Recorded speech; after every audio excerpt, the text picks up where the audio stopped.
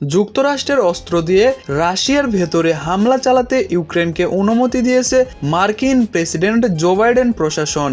প্রায় 3 বছর ধরে এই যুদ্ধ চললেও এতদিন মার্কিন অস্ত্র ব্যবহার করে রাশিয়ার ভেতরে হামলা চালাতে দেননি বাইডেন, কিন্তু নিজের ক্ষমতার শেষ সময়ে এসে অনুমতি দিলেন তিনি। বার্তা সংস্থা রয়টার্স একটি সূত্রের বরাত দিয়ে তাদের প্রতিবেদনে জানিয়েছে, আগামী কয়েকদিনের মধ্যে রাশিয়ার ভেতরে দূরপাল্লার মিসাইল ব্যবহার করে হামলা চালানো হবে। তবে হোয়াইট হাউস এ ব্যাপারে মন্তব্য করতে অস্বীকৃতি জানিয়েছে।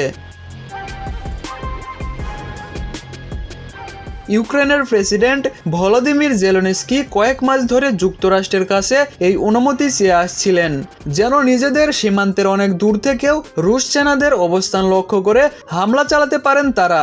অবশেষে নবনির্বাচিত প্রেসিডেন্ট ডোনাল্ড ট্রাম্প ক্ষমতা গ্রহণের 2 মাস পূর্বে ইউক্রেনকে সেই অনুমতি দিল বাইডেন প্রশাসন।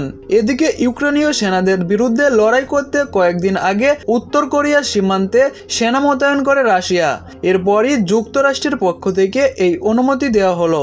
প্রথম হামলায় ব্যবহার করা হতে পারে ATACMS রকেট, যেটি 306 কিলোমিটার দূরের লক্ষ্যবস্তুকে আঘাত হানতে পারে।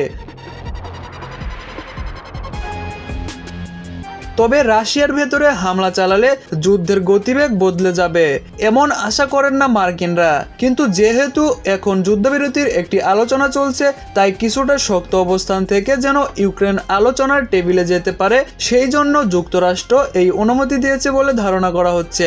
আগামী 20 জানুয়ারি যুক্তরাষ্ট্রের 47তম প্রেসিডেন্ট হিসেবে দায়িত্ব নেবেন ডোনাল্ড ট্রাম্প। তিনি ক্ষমতায় বসে ইউক্রেনকে দেওয়া বাইডেন প্রশাসনের এই অনুমতি বাতিল করবেন কিনা সেটি স্পষ্ট নয়।